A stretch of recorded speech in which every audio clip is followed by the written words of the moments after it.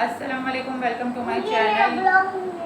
یہ میرا یوٹیوب کا جو چینل ہے تو میں آپ لوگوں کو بتاتی چلوں، یہ میری بیٹی ابیحہ ہے۔ میں نے اس کے نام سے اس چینل کی اوپننگ کی تھی، تو ماشاءاللہ اللہ پاک مجھے اس کی برکتیں دے کہ میں اس کے نام سے بہت اچھی اس چینل پر ویڈیوز ڈالتی رہوں، اور آپ لوگوں کے لیے بھی یہ صدقہ جاریہ بنے اور میرے لیے بھی یہ صدقہ جاریہ بنے۔ تو شروع کرتے ہیں آج کا یہ ٹاپک، سورہ بقرہ۔ کل کے ٹاپک میں ہم نے سورہ فاتحہ کا ڈیٹیل بتائی تھی، اور آج ہم بتاتے چلیں سورہ بقرہ کی، کیونکہ سورہ فاتحہ کے بعد سورہ بقرہ اسٹارٹ ہوتی ہے، اور سورہ بقرہ تقریباً 3 سپاروں تک کی حد تک محدود کی گئی ہے۔ تو سورہ بقرہ کا مین جو معنی ہے، جسے ہم سورہ بقرہ کا جو مین معنی بتایا گیا ہے گائیں، اس میں گائیں کا ٹاپک ہے، گائیں کا واقعہ بتایا گیا ہے سورہ بقرہ میں۔ یوں تو سورہ بقرہ بہت بڑی ہے، لیکن ہم کوشش یہ کریں گے کہ آپ کو شارٹ کر کے اس چیزوں کو ہم بتائیں کہ کیا ہے اس کا مین مقصد، اس کا معنی کیا ہے، سورہ بقرہ میں کن کن چیزوں کا مین ذکر کیا گیا ہے۔ اس کی بڑی فضیلت ہے۔ مسلم کی روایت ہے، نبی کریم صلی اللہ علیہ وسلم نے ارشاد فرمایا، بروز قیامت قرآن اور اس پر عمل کرنے والوں کو لایا جائے گا، اور یہ سورہ بقرہ اور سورہ آل عمران ان کے آگے آگے چل رہی ہوں گی۔ اس کا مطلب یہ ہے پورا قرآن ساتھ ہوگا، لیکن سورہ بقرہ اور سورہ آل عمران ان کی شان یہ ہے کہ یہ آگے رہنمائی کر رہی ہوں گی۔ اس سے معلوم یہ ہوتا ہے کہ یہ سورت بہت برکت والی ہے، اور جس گھر میں سورہ بقرہ پڑھی جاتی ہے اس گھر سے شیطان بھاگ جاتا ہے۔ سورہ بقرہ مدنی صورت ہے، ہجرت نبوی کے بعد نازل ہوئی ہے، اور علماء کرام کے نزدیک سب سے پہلے مدینے میں جو سورت نازل ہوئی ہے وہ سورہ بقرہ ہے۔ اس میں 287 آیت ہیں، 6080 کلمات ہیں، اور 25500 حروف کا استعمال ہے۔ اور قرآن پاک کی بلندی سورہ بقرہ ہے۔ اور سورہ بقرہ کا واقعہ سناتی ہوں میں آپ لوگوں کو، کچھ مختصر سا واقعہ سناتی ہوں۔ ویسے تو بہت بڑا ہے یہ واقعہ، لیکن میں آپ لوگوں کو کچھ مختصر سا واقعہ سناتی چلوں گی اس کا۔ اور یہ بنی اسرائیل کا واقعہ ہے سورہ بقرہ۔ اس میں ایک گائے کا ذکر کیا گیا ہے اس واقعے میں، جس سے ہمیں بہت کچھ سیکھنے کو بھی ملتا ہے۔ بنی اسرائیل میں بہت ہی ایک نیک بزرگ تھے، اور ان کا ایک ہی بچہ تھا، نابالغ تھا، اور ان کے پاس فقط ایک گائے کی بچیاں تھی۔ ان بزرگ نے اپنی وفات کے قریب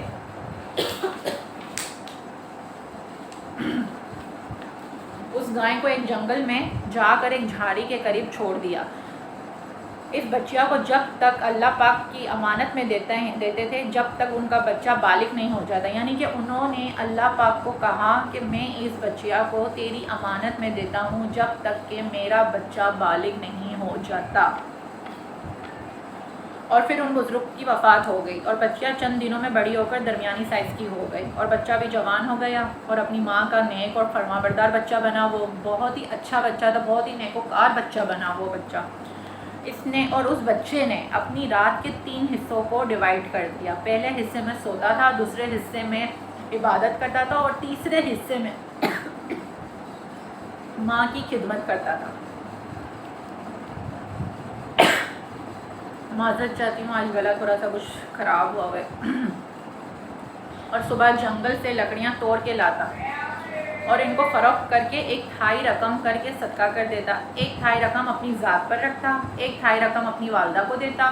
اور ایک دن لڑکے کی ماں نے لڑکے کو کہا، ایک دن تمہارے باپ نے ایک گائے جنگل میں اللہ عز و جل کی امانت میں سونپ دیا، اور اس جھاڑی کے پاس جا کے تم یہ دعا مانگو، اے حضرت ابراہیم علیہ السلام، اے حضرت اسماعیل علیہ السلام، اے حضرت اسحاق علیہ السلام،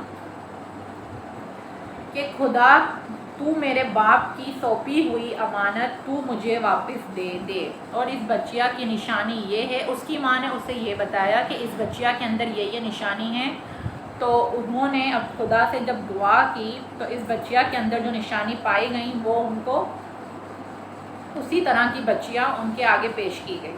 تو جیسا کہ میں آپ کو بتاتی چلوں، اس بچیا کی جو نشانیاں تھیں وہ پیلے رنگ کی ہے، اس کی کھال اس طرح چمک رہی ہوگی گویا سورج کی کرنیں اس میں سے نکل رہی ہوں گی۔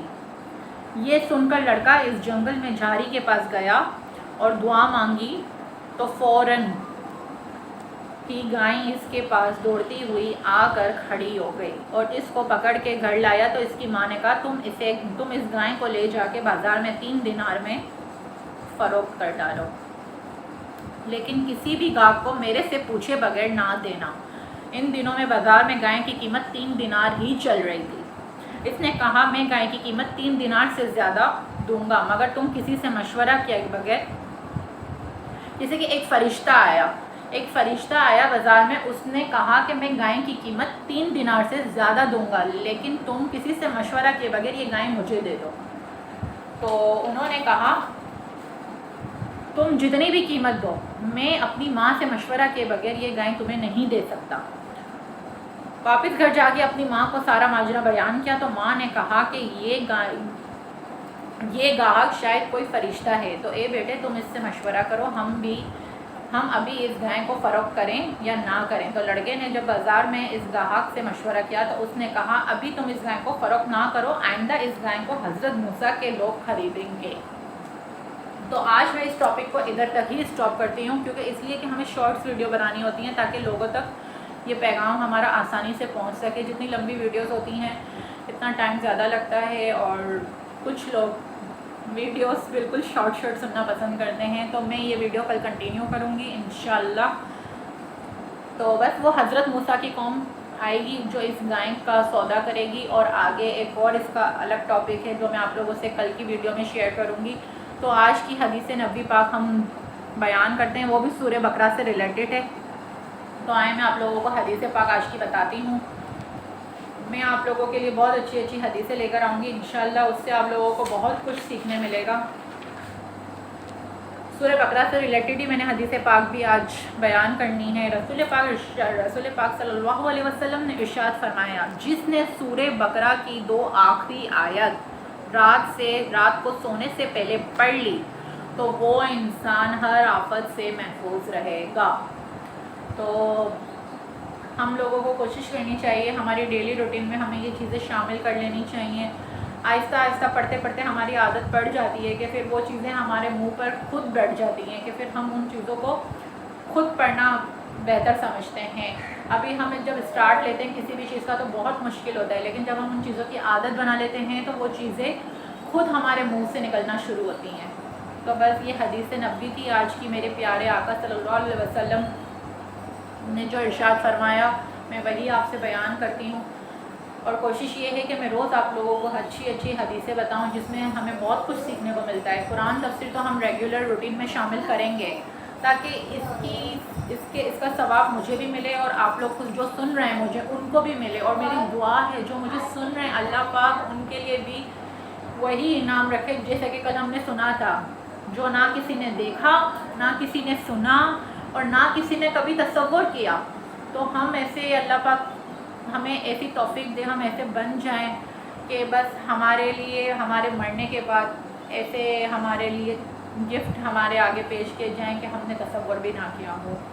تو جزاک اللہ، آپ لوگوں کا بہت بہت شکریہ جو مجھے دیکھ رہے ہیں، میں آپ سب لوگوں کا دل سے شکریہ ادا کرتی ہوں۔ تو میں آپ لوگوں کو ایک چھوٹا سا کلپ بتانا چاہوں گی۔ میری بیٹی کی بڑی ہے نا ولاگ بنانے کی بڑی خواہش تھی جو یہ آپ کے سامنے بتائے گی۔ ابھی ہاں کیسے بناتی ہیں آپ ولاگ بتاؤ؟ اچھا بولو، کیسے بولتی ہو آپ؟ آگے آ کے بولو۔ اچھا والی بس بیٹھوں گی